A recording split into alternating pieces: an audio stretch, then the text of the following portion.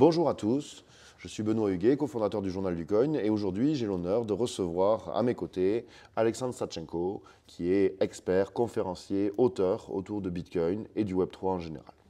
Merci pour l'invitation. Cette invitation se fait à l'occasion de Surfing Bitcoin, donc c'est l'occasion de parler de Bitcoin et je suis très content que tu sois là.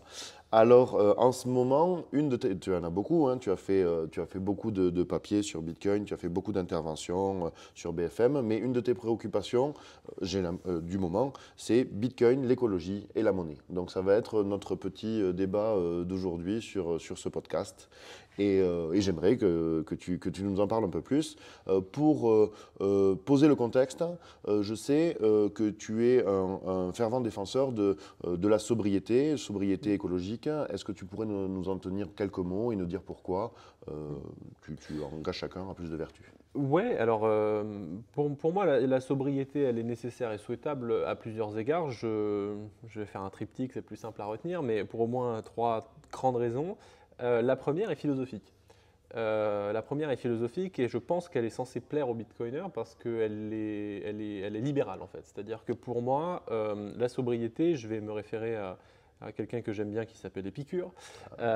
Épicure, dont c'est marrant parce que l'adjectif épicurien veut dire l'inverse Oui. de ce que pense Épicure. Donc je vais revenir à ce qu'il pense et notamment un concept qui est le sien et qui est très proche de la sobriété, qui est celui de l'autosuffisance. Et c'est quoi l'autosuffisance? Alors il y a une citation que je vais citer de tête, mais en espérant que ce soit proche de la réalité, c'est nous considérons l'autosuffisance comme un grand bien, non pas pour satisfaire une obsession gratuite de frugalité, mais pour que le minimum, au cas où la profusion fasse défaut, nous satisfasse.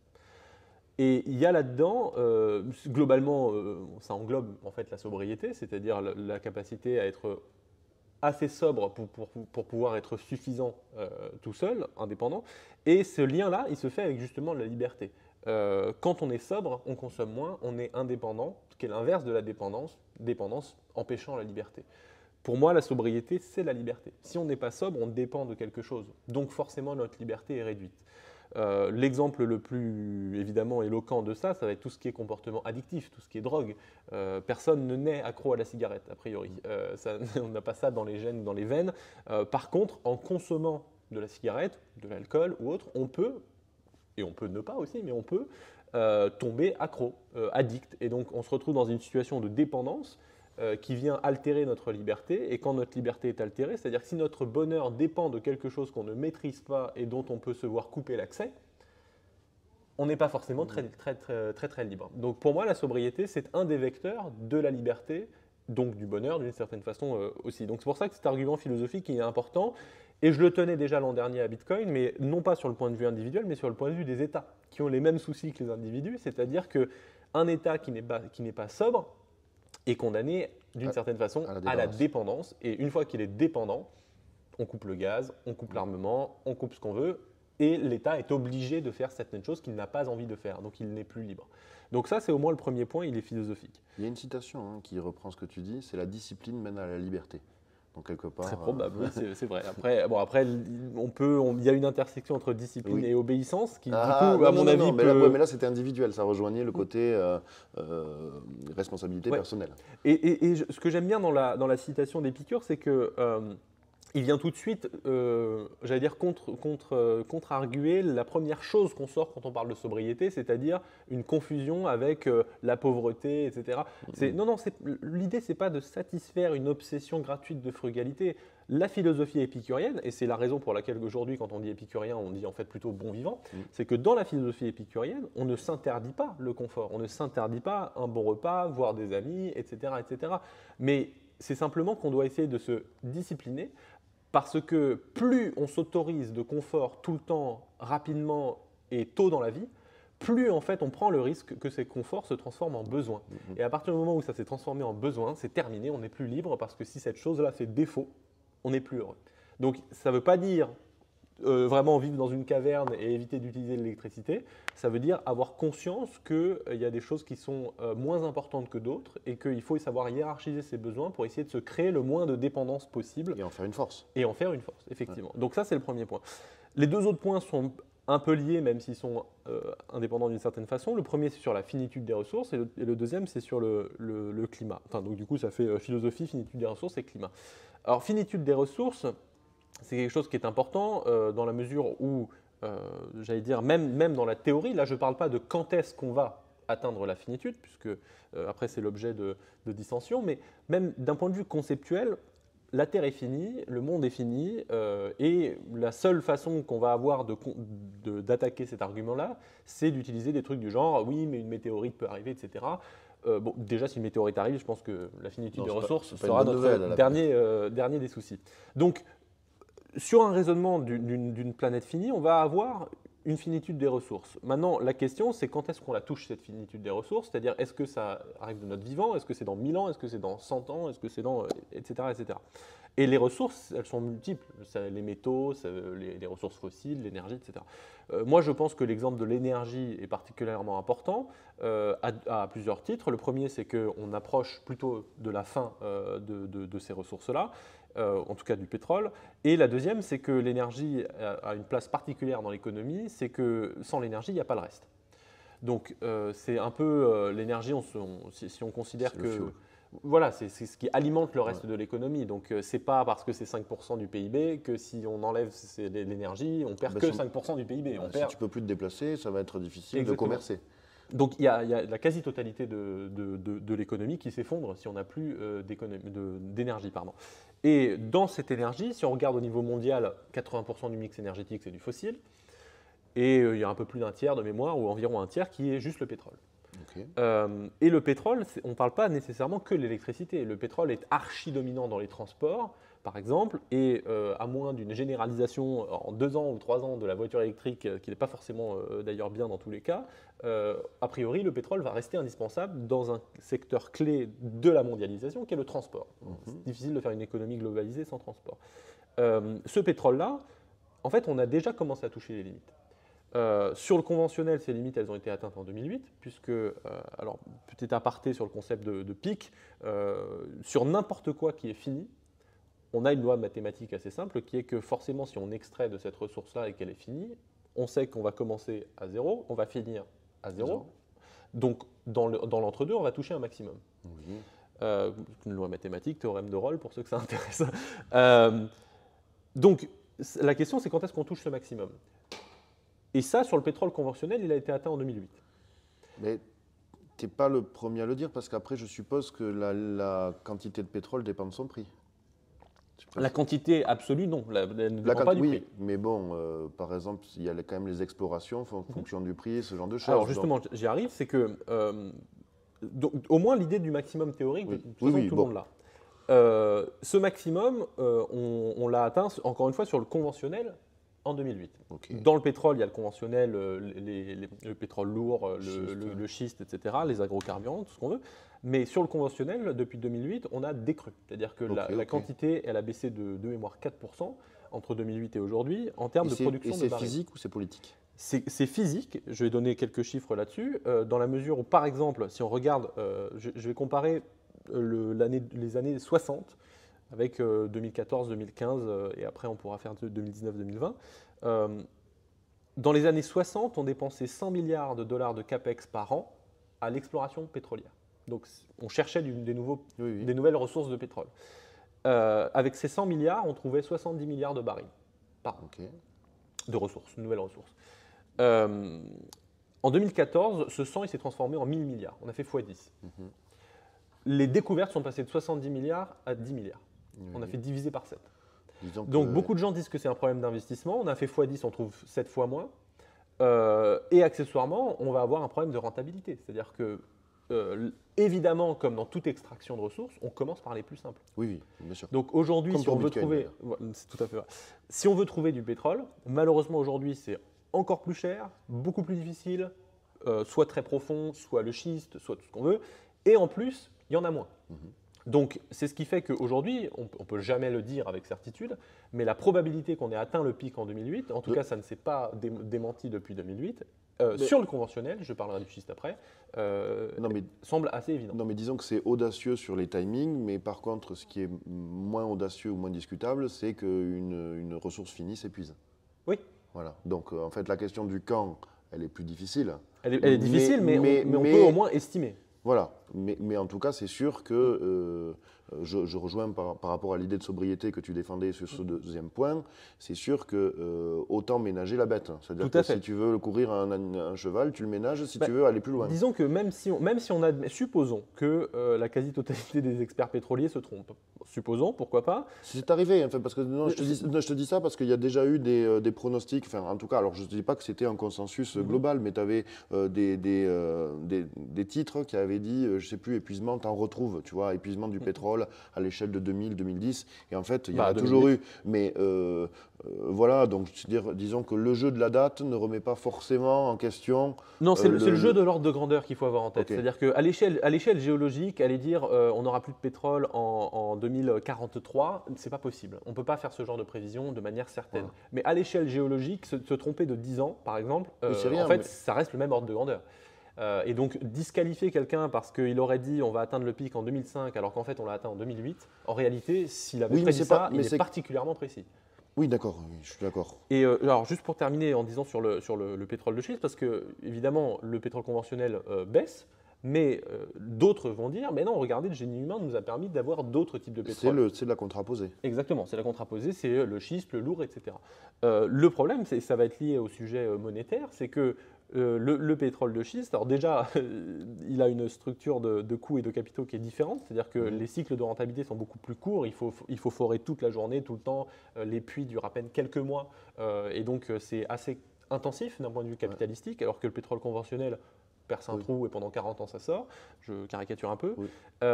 Donc aux États-Unis, on a déjà passé le pic de ce pétrole de schiste, alors que ça fait à peine 15 ans qu'on est en exploitation. J'ai un chiffre que je trouvais très intéressant, c'est qu'en 2017, 70% des puits de schiste qui ont ouvert en 2017 n'ont servi qu'à compenser la baisse des puits précédents. Okay. Donc en fait, le pic du schiste, il arrive, enfin, il est d'un point de vue. C'est une course folle. C'est une course folle, effectivement. C'est-à-dire que les horizons temporels sont réduits à l'heure de quelques mois. Et pourquoi le schiste continue? Parce que l'argent est gratuit. Ok, mais on va y venir, ça justement. Mais oui, bien sûr. C'est-à-dire que c'est l'intérêt de cette réflexion, c'est que sur la base, en fait, de cette nécessaire sobriété sur les 3 axes que tu as développés, donc tu en as développé 2, mais voilà, qui est qu'est-ce qui va à l'encontre de ce que la raison dicte. C'est-à-dire que la raison dicterait la sobriété, ce que tu es en train d'argumenter. Qu'est-ce qui se passe à l'heure actuelle? Y allons-nous ou pas? Pourquoi allons-nous à l'encontre de cette sobriété raisonnable? Parce que la raison, il faut la définir. Et que malheureusement, en partie, je n'en fais pas un sujet monofactoriel, mais le système monétaire n'y est pas pour rien. Parce que le système monétaire, en fait partie de la définition de la raison et de ce qui est raisonnable. Dans un système monétaire comme le nôtre actuellement, c'est-à-dire qui est inflationniste, pas complotiste de le dire, c'est l'objectif est d'avoir de l'inflation, on va augmenter la préférence temporelle pour le présent. Parce qu'en fait, on va rendre le futur finalement assez certain, avec une caricature qui a été atteinte avant le Covid, où on avait des taux qui étaient négatifs. Ce qui en économie veut dire que le futur est plus certain que le présent, donc ce qui est complètement absurde. Mais on en arrive à ce genre d'absurdité qui en fait décale la raison, parce que dans un système où le futur est hyper certain, il est raisonnable d'en avoir rien à faire, puisque je n'ai rien à me prémunir, il n'y a pas de danger dans le futur. Donc en fait, je m'en fous, je peux continuer à consommer de manière éhontée dans le présent. Il n'y a pas de danger monétaire, visiblement. Il n'y a pas de danger tout court, en fait. En tout cas, c'est le message que la monnaie envoie aux agents économiques. C'est qu'il n'y a pas de danger dans le futur. C'est là que je voulais t'amener. Donc, sur l'urgence climatique, je te laisse le résumer en quelques mots. Quelques mots parce qu'il ne faut pas… En quelques mots, on va tous mourir. Non, non en quelques mots, on a une urgence climatique qui nous impose des délais qui sont assez courts, de l'ordre de années ou dizaines d'années, pour atteindre des objectifs qui sont globalement consensuels autour de 1,5 degré de réchauffement d'ici la fin du siècle. Qui sont également cumulés à des problèmes de biodiversité, d'effondrement de la biodiversité, et qui sont en fait un monde d'inconnu dans lequel on rentre, dans lequel on ne sait pas si l'humain pourra s'adapter. Je pense qu'il y a une bonne partie des gens qui habitent à côté de l'équateur qui ne pourront pas s'adapter.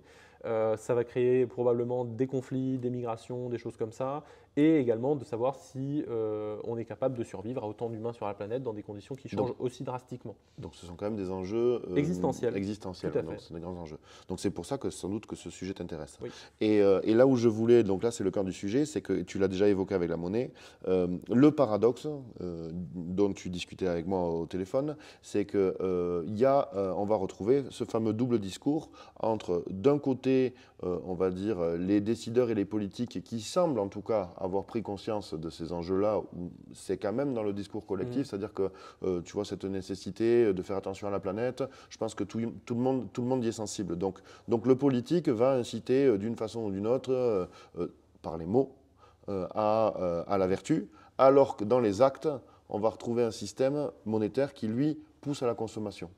Et c'est un peu l'un et l'autre, en fait, sont quand même en opposition. C'est-à-dire que c'est difficile de concilier un système monétaire dans lequel, je veux dire, pour sauver d'une pandémie, par exemple, on imprime des trillions de dollars. Ces trillions de dollars sont faits pour quoi?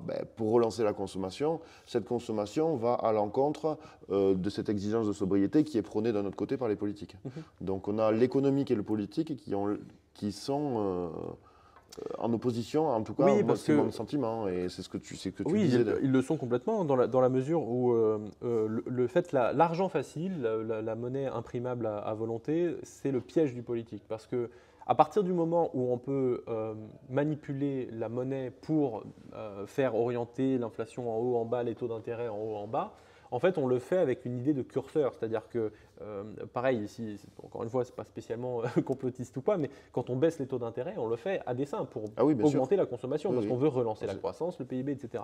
Donc, effectivement, quand on le traduit en termes économiques peut-être un peu moins sympathiques, quand on baisse les taux d'intérêt, on rend rentable des activités que le monde considérait encore 3 jours avant comme improductives. Donc, évidemment, quand on pousse la logique jusqu'au bout, quand on pousse les taux à 1, à 0, voire en négatif, on se rend compte qu'on crée de l'activité économique formidable, on est tous contents, il y a de l'argent, etc. Mais on l'a créé alors même que la quasi-totalité de la planète pense que c'est complètement inutile.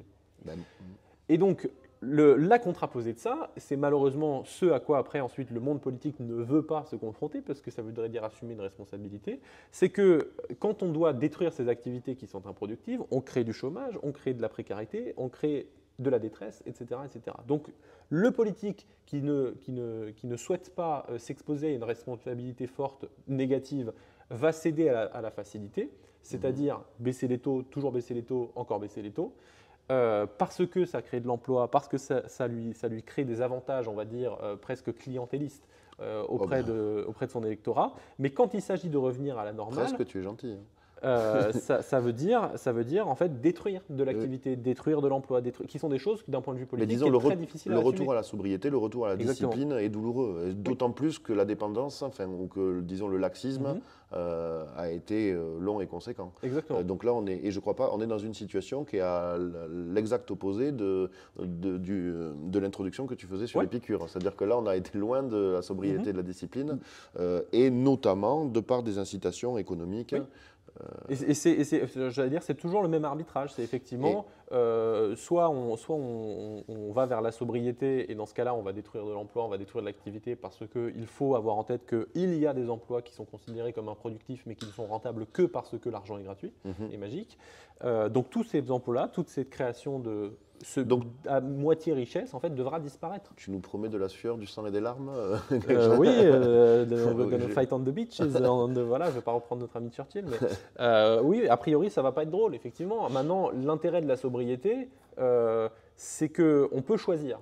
Et c'est là aussi l'intérêt de Bitcoin. C'est que l'intérêt de Bitcoin est une solution qui préserve à minima la liberté. C'est-à-dire qu'en imposant un système sobre à tout le monde, ça veut dire que chaque individu est libre de faire ses choix sur la hiérarchie de ses propres besoins. Alors, je vais t'amener sur Bitcoin, mais tu me fais rebondir sur quelque chose qui est intéressant, parce que le problème, en fait, de cette course folle, par exemple à l'endettement, à l'inflation, à l'expansion monétaire, qui masque des problèmes, on va dire, structurels et existentiels, que tu disais, c'est que si on continue dans ce modèle monétaire expansionniste et qu'on cherche à préserver la planète et cet idéal politique, on va dire, de sobriété, ça risque de se faire par la contrainte. C'est fort probable, et c'est aujourd'hui, j'allais dire, la solution de facilité, et qui est une des raisons au-delà de la facilité du message, mais qui est une des raisons pour lesquelles maintenant une partie de la classe politique a effectivement pris conscience de la problématique climatique. C'est parce qu'il y a une forme d'indissociabilité, j'allais dire malheureuse, pas forcément malheureuse, mais en tout cas entre deux idées qui sont effectivement la réduction du changement climatique et l'intervention de l'État. Et donc il y a une forme de naïveté, et malheureusement qu'on retrouve dans beaucoup d'idéologies qui seront retrouvées à être totalitaires après, c'est que très souvent au départ on le fait pour votre bien. Oui, On le bien fait sûr. pour le bien de l'ouvrier, on le fait pour le bien de fait pour la telle classe planète, hein. sociale. Et là maintenant le fameux bien c'est la planète. Et je ne suis pas en train de dire que ce n'est pas un bien, parce que je dis moi-même que je pense que c'est un problème existentiel et qu'il faut le régler. Mais les risques démocratiques que l'on prend en prenant une pente qui consiste à dire, bah, vu qu'on ne veut pas faire de la sobriété systémique, on va on va faire un quota là-dessus, on ne va pas avoir le droit de faire ça, on ne va pas avoir le droit de faire ça, on va mettre une CBDC, on va vérifier ce que vous achetez, etc. Ça présente tellement de risques de dérive autoritaire, pour ne pas dire autre chose, qu'en fait, on ne sait même pas vers quoi on s'engouffre et on ne sait même pas si on est en capacité de préserver la démocratie en allant dans ce genre-là. Et une autre chose, pardon, je termine, c'est que cela suppute quelque chose qui ne s'est pas vérifié ces dernières années et qui donc malheureusement va altérer la crédibilité de ce parcours-là, c'est que ça suppose que une armée de technocrates, de bureaucrates et de fonctionnaires soit capable effectivement de discerner des choses qui sont vertes ou non. Parce qu'on vient d'avoir 20 ans à dire que le nucléaire c'est nul et à non avenu, et en fait finalement, quand le gaz est coupé, on va peut-être le mettre dans la nomenclature, mais comment ça s'appelle bref, le rajouter dans le pacte européen qui dit que ce sont des technologies vertes. Oui, donc en fait, le sujet vert… vert… stratège. C'est la théorie qui a du plomb dans l'aile. Non, parce que je suis plutôt un partisan de cette théorie de l'État stratège. Mais qui devrait l'être, mais ne l'est pas. L'État devrait l'être, effectivement, mais alors là, on rentre dans des sujets politiques, mais déjà, c'est difficile de l'être quand il y a une superstructure au-dessus qui vient contraindre les choix politiques, etc. Les interdictions de fusion, les interdictions du nucléaire, la libéralisation de marchés qui sont même considérés par les libéraux comme des monopoles naturels, etc. Donc, moi, déjà, ça, c'est un autre sujet. Mais pour moi, effectivement, normalement, le rôle d'un État dans une économie, ce n'est pas nécessairement d'être juste absent et d'édicter des règles. Pour moi, sur des sujets prioritaires et stratégiques, mais il faut savoir les définir et faire des hiérarchies, l'énergie, l'armement, la défense, etc. Eh bien, on va dire, ces sujets-là, l'État va orienter des flux, va voire éventuellement prendre le contrôle de l'activité économique, non pas parce que c'est plus efficace, mais parce que c'est plus résilient. C'est qu'on sait que si ça ne marche plus, ça marche toujours en fait, parce qu'on a l'industrie chez nous. Et sur la monnaie sur le giron de la monnaie, parce que justement, elle appartient aux banquiers centraux, donc c'est même plus aux États, mais c'est à des superstructures au-dessus. Mais justement, n'est-ce pas l'une des origines, l'un des ferments du problème? Si, bien sûr. Voilà. Alors déjà, il y a un sujet d'indépendance de ces banques centrales qui, je pense, est aujourd'hui respecté dans les statuts, mais pas dans les faits. La Banque centrale européenne, par exemple, est censée être indépendante en théorie. Dans la réalité, son capital est détenu par les banques centrales nationales, donc déjà, ça c'est un premier sujet, mais surtout, elle se permet de faire des leçons de politique. La Banque centrale européenne dit non, avec tel gouvernement italien, je n'ai pas envie de négocier, avec tel gouvernement grec, je ne travaillerai pas. Sachant que le président de la Banque des règlements internationaux n'est pas un parangon de sobriété. Ça, c'est encore autre chose. Je pense pas. Mais attends, mais je ne veux pas t'amener sur ça, donc, parce que le temps tourne. Et juste, pardon, 2 mots sur la Banque centrale en disant, c'est que le sujet de l'indépendance, il est important parce que normalement, c'est un deal avec des contreparties. Dans le deal original, l'indépendance de la Banque centrale est censée garantir que son seul objectif de stabilité des prix sera rempli sans pression politique. Et la contrepartie, c'est que la Banque centrale européenne n'est responsable devant personne. Elle est indépendante. Le problème, c'est que, comme je l'ai dit, elle n'est pas indépendante dans les faits, puisqu'elle fait des commentaires politiques. Mais par contre, on n'a pas récupéré la responsabilité, le propre droit du travail de la BCE. Maintenant, elle vient expliquer son action devant le Parlement européen, mais elle est responsable devant personne. Elle s'intéresse au climat en plus. Mais avec les risques que ça comporte, de faire confiance à la Banque centrale, de définir ce qu'est bien le climat, alors que ça fait 5 ans que l'inflation, qui est son principal combat, elle ne sait toujours pas dire que ça existe. Ouais, moi, je suis pas rassuré à ce propos. Et donc, quelle serait une alternative, notamment plus saine? Et parle-nous justement des vertus de Bitcoin, dans le sens où ça va inciter justement à la sobriété, voire même à la sagacité. Oui, c'est une expérience qu'en réalité la quasi-totalité des bitcoiners ont fait. Quand vous avez du bitcoin, en règle générale, vous dépensez moins. Eh bien oui, mais ils sont précieux, Bah oui. ils sont rares. Mais en fait c'est simplement le vécu à l'échelle individuelle de quelque chose qui, s'il était appliqué d'un point de vue systémique, s'appliquerait à tous les agents économiques. Eh oui, oui. Le ressenti et la projection dans le futur que l'argent d'aujourd'hui vaut au moins autant demain. Ce que fait le système Bitcoin, supposons qu'il soit appliqué comme système monétaire, c'est non pas qu'il favorise l'épargne, c'est pas ça, parce que beaucoup d'économistes viendront dire oui, oui, c'est de la thésaurisation, l'argent ne va pas circuler, etc. Non, non, non, c'est que ça le rend possible. Oui, C'est ok. tout. Alors que dans le système actuel, l'épargne est débile. Ce que je disais dans ma tribune au Monde, c'est que le sobre est le mouton noir de l'économie moderne. Si vous êtes sobre, vous perdez 7% par an.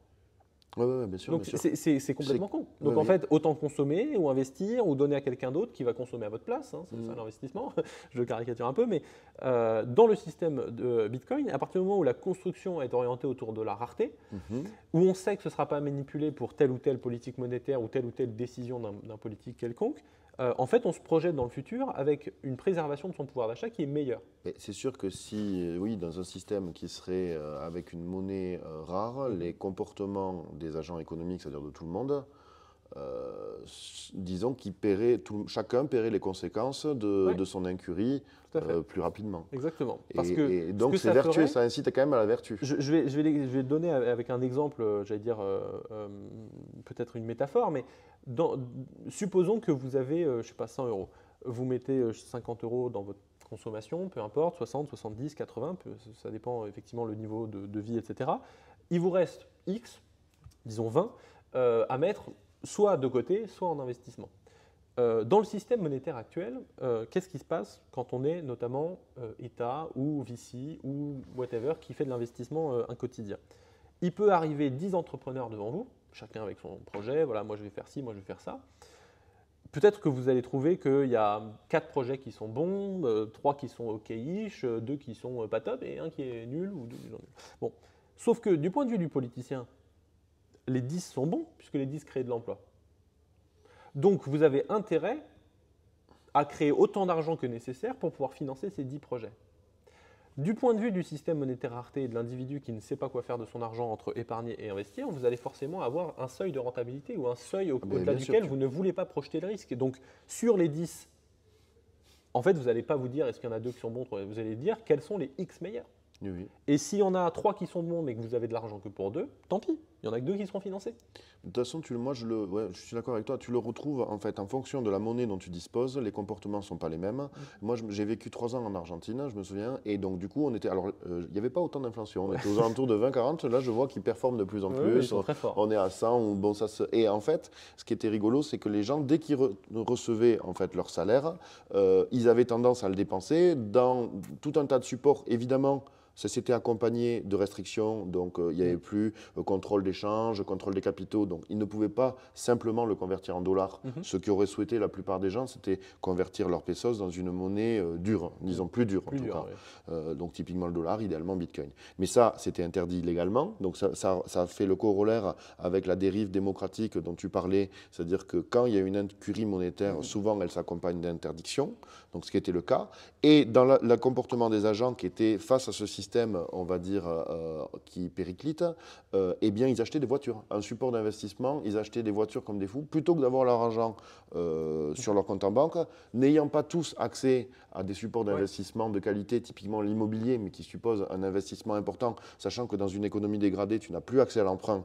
Donc, soit tu achètes de ceux qui avaient de l'argent, en fait, pouvaient éventuellement acheter de l'immobilier cash qui, lui, tenait à peu près la route dans le temps, loger des gens avec des vertus. La plupart des gens se réfugiaient dans de l'achat automobile, qui est un investissement de piètre qualité dont tu n'as pas nécessairement besoin. Enfin, je veux dire, ce n'est pas l'exemple d'un investissement intelligent et dans lequel ils sont plus ou moins forcés d'aller parce que la monnaie n'est pas bonne. Donc c'est sûr que la qualité de la monnaie a un impact sur le comportement de vie des gens, et une mauvaise monnaie a tendance à financer des comportements. Je vais prendre cet exemple automobile pour étayer un point qu'on retrouve aux États-Unis pour d'autres raisons d'ailleurs, mais pour expliquer aussi d'autres points sur lesquels une monnaie, j'allais dire comme celle-ci, est assez vicieuse. C'est que en favorisant ce genre d'achat, puisque en fait effectivement demain mon auto roule alors que mon argent vient de perdre 20%, donc autant acheter une voiture. En fait, on ne se rend pas compte, mais ça crée des choix de société. C'est-à-dire que une des différences majeures qu'il va avoir entre les États-Unis et l'Europe, notamment se retrouve sur l'urbanisme, parce qu'en Europe, on a eu le développement du chemin de fer avant d'avoir le développement de la voiture. Et donc, en fait, l'État stratège, dans la plupart des cas, développe des lignes, développe des gares, développe du train, qui fait que pour un certain nombre de personnes, la voiture n'est pas utile.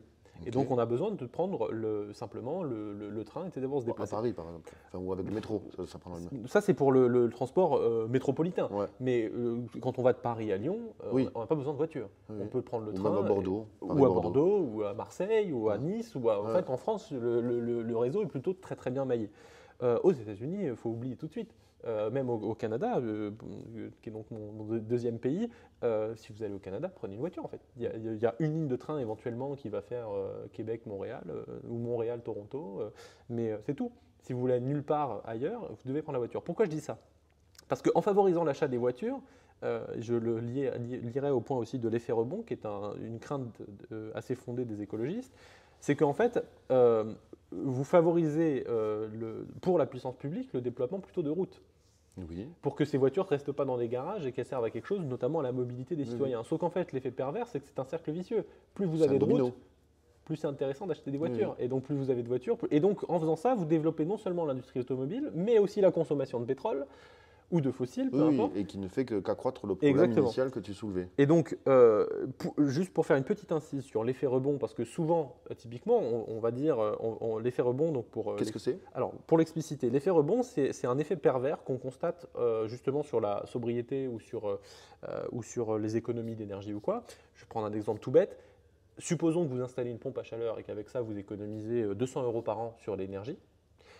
Si avec ces 200 € vous achetez un billet Paris-Marrakech, en fait, vous venez de réduire à néant, voire d'aggraver votre bilan carbone.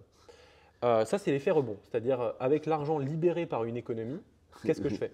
Mais moi, je suis le premier idiot à prendre un billet d'avion. Je ne sais pas si c'est une question d'idiot, mais en fait, c'est lié à notre sujet. Donc, c'est un peu une crainte assez forte parce qu'on se rend compte qu'en fait, on retrouve cet effet rebond dans d'autres sujets, c'est-à-dire supposons que vous installiez un super transport en commun qui permet de relier un endroit qui avant prenait 1h30, vous pouvez l'atteindre en 45 minutes. Oui. Que font les gens? Mais ils louent une voiture. Non, les gens vont habiter plus loin. Oui. Et donc en fait, typiquement, ce qu'on constate, c'est que la durée de transport entre le domicile et le temps de travail, malgré les RER à Paris, les métros, les machins, en fait, elle est restée constante, parce que plus il y a de transport, plus on va plus loin. Donc en fait, ça aussi, c'est de l'effet rebond. Pourquoi est-ce que je le lie à mon sujet monétaire? Parce que une des raisons pour laquelle les écologistes craignent l'effet rebond, c'est que précisément, une fois que j'ai libéré du capital en faisant une économie, je me retrouve pressurisé à le dépenser, ce capital. Mais si ta monnaie est fondante, exactement. Oui. Si ta monnaie est fondante, et donc là, ce que je trouve intéressant, c'est qu'un système monétaire comme Bitcoin est aussi une réponse à l'effet rebond. Ouais. Parce qu'une fois que mon capital est libéré, par exemple sur l'économie d'énergie, n'étant pas fondant, je suis incité à le préserver. Voilà. Et donc à ne pas le redépenser dans une consommation carbone, dans un Paris-Marrakech ou un Paris-whatever. Et ce qui est sympa aussi, c'est que c'est respectueux des libertés individuelles. Parce que c'est vrai que ces monnaies fondantes, finalement, contraignent le comportement des individus. Et c'est une perte de liberté quelque part. Quand en fait tu ne peux pas conserver le fruit de ton travail dans la durée comme tu le souhaiterais, et qu'on te force à le consommer à l'instant T, en fait, tu es contraint de faire des choses que tu ne voulais pas nécessairement faire. Tout à fait. Alors, la contrainte, en gros, c'est pas un sujet maximaliste. C'est-à-dire que moi, je ne suis pas un partisan de l'anarchisme, par exemple. Certains le peuvent l'être, mais moi, je ne pense pas que la liberté individuelle maximale, comme alpha et oméga de tout, fonctionne pour faire société. Donc, je ne suis pas hostile à l'idée de contrainte, je ne suis pas hostile à l'idée d'État, je ne suis pas hostile à l'idée de loi, je ne suis pas hostile il y a peut-être des tailles critiques au-delà de... Exactement, mais c'est juste pour remettre le cadre, pour dire toute chose qui vient contraindre une liberté n'est pas nécessairement un mal. Cependant, effectivement, dans le cadre qu'on vient d'évoquer, c'est-à-dire mettre des conditions sur la dépense de l'argent, mettre des conditions sur du fléchage à droite à gauche sur des investissements verts, etc., suppose aujourd'hui pour moi un ratio risque-bénéfice qui ne vaut absolument pas le coup. Parce que je dis, ça suppose de faire confiance à des gens pour déterminer ce qui est vert ou pas, alors que ça fait un certain temps qu'ils se trompent sur ces sujets-là. parce que ça suppose qu'on va pouvoir favoriser encore plus la consommation, ce qui est antinomique avec ce qu'on veut défendre à côté, et effectivement parce que les dérives autoritaires ou totalitaires sont largement plausibles, voire probables, puisqu'il ne sera que trop tentant pour quelqu'un qui dispose de la faculté de restreindre tout le monde à consommer qu'un seul truc, de le faire pour des raisons un peu moins éloquentes que simplement l'agenda de la planète. Parce que c'est la boîte de Pandore, hein. C'est-à-dire que c'est un peu comme sur la, enfin, c'est comme sur de la liberté d'expression, c'est-à-dire que si tu commences à mettre de la contrainte pour X ou Y raison, fût-elle vertueuse à l'origine, la tentation de l'invoquer pour tout et n'importe quoi devient grandissante et en fait tu peux avoir une dérive totalitaire. Oui, en fait, mais après, voilà, typiquement le sujet de la liberté d'expression, en France elle n'est pas la même qu'aux États-Unis. En France, sur des sujets, on n'a pas le droit de crier dans la rue à mort les juifs. Oui, bon. Aux États-Unis, on a le droit. Est-ce que c'est bien? Je ne sais pas. C'est un autre débat de société. Mais en tout cas, encore une fois, je ne suis pas hostile à l'idée de la contrainte en soi. Elle présente des risques et il faut faire en sorte de ne pas tomber du côté de la barrière qui font que la pente devient trop glissante pour être arrêtée.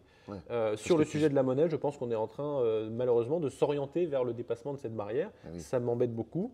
Et je pense que si on doit préserver la planète, c'est bien de le faire aussi en préservant les libertés individuelles autant que faire se peut. Et donc, on arrive sur la fin. Et donc, ton message, c'était que quand même, Bitcoin est un outil monétaire qui incite à la vertu et qui a donc des vertus écologiques, alors qu'il est présenté par de nombreux médias ou de nombreuses personnes qui ont une drôle de conception en fait, de Bitcoin comme faisant bouillir les océans. Donc, toi, tu penses que plus Bitcoin est adopté, plus les gens respectent, en fait, disons que plus le comportement des gens va être parcimonieux, ou en tout cas, ils vont agir en réfléchissant, disons, davantage. Oui, en fait, je peux même le résumer en m'adressant en particulier à ceux qui s'intéressent au sujet de l'environnement et du climat et en version assez condensée, c'est que... C'est vrai qu'ils sont souvent les écolos sont hostiles à Bitcoin. Oui, mais ils le sont souvent parce que en fait, c'est comme dans n'importe quel sujet politique. En règle générale, une fois qu'une première teinte a été donnée par les 2-3 premiers militants qui s'en sont emparés, on préfère dire pareil que le militant d'à côté plutôt que de se voir exclu de son groupe social et politique. Donc, beaucoup, c'est par mimétisme en réalité. Donc, si je m'adresse à ces personnes-là, n'importe quel scénario, que ce soit le GIEC, d'autres experts, etc., nous disent qu'on ne peut pas sortir de l'impasse climatique sans sobriété. On peut avoir de l'amélioration d'efficience technologique, de l'amélioration... C'était ton postulat initial. etc. Mais dans aucun de ces scénarios, on peut faire l'impasse sur la case sobriété.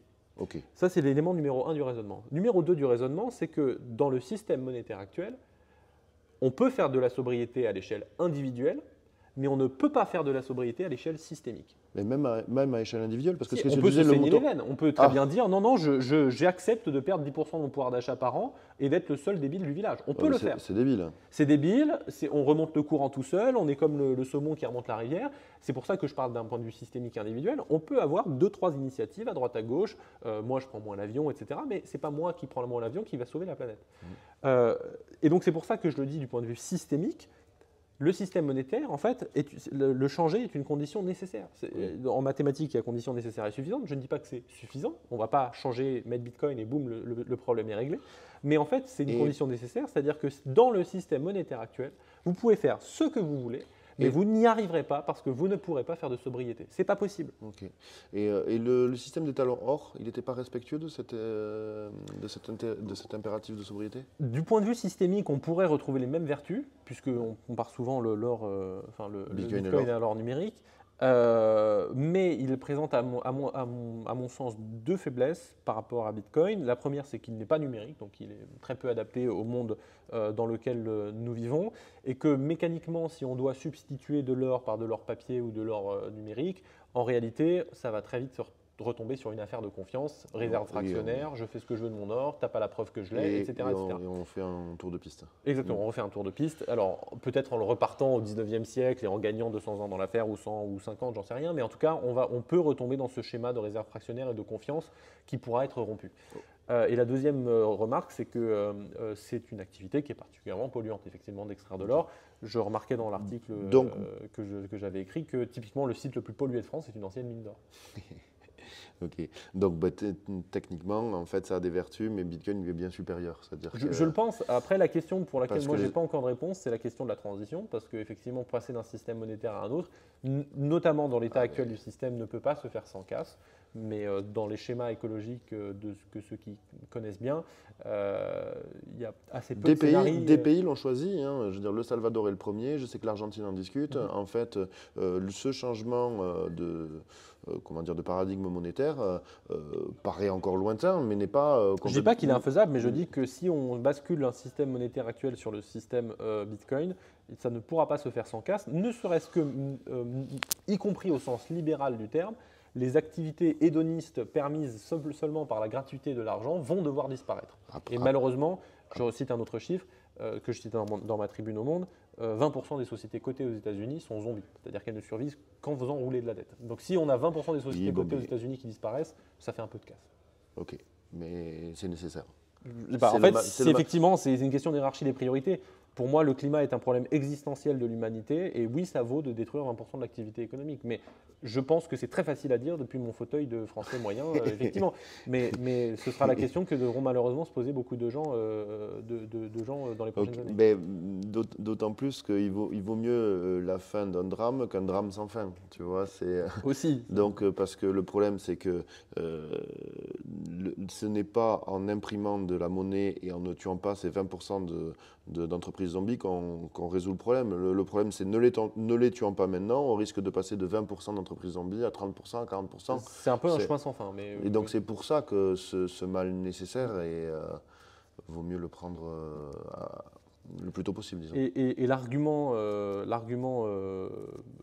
techno-solutionniste, pour moi, bon, au-delà du fait qu'il relève aujourd'hui d'une croyance forte, bon soit, mais c'est l'argument libéral qui consiste à dire qu'à l'inverse, plus on baisse les taux, plus on favorise la probabilité d'existence d'activités qui nous aideront à nous en sortir sur la partie adaptabilité. Ouais. Mais aujourd'hui, pour moi, c'est un pari qui est beaucoup trop risqué. Par rapport aux problèmes auxquels on fait face. Alors, je n'ai pas le temps de le développer là, okay. mais… Bon, mais en tout cas, je te remercie. C'était une ode à la sobriété et à une transition monétaire permettant une transition écologique. En fait, la transition écologique passe par la transition monétaire. Condition nécessaire, mais pas suffisante pour moi. Nécessaire, mais pas suffisant, mais ce serait quand même le message que tu véhicules. Tout à fait. Ben, écoute, Alexandre, c'était passionnant. Moi, je suis très content. Et je te dis à bientôt. On pourra en parler tous les 10 ans et voir où c'est qu'est le pic pétrole, la température. Oui, là, il fait très chaud. Hein, ah oui, là, il fait chaud. Voilà. Mais merci beaucoup pour l'invitation. Ben, merci, Alexandre.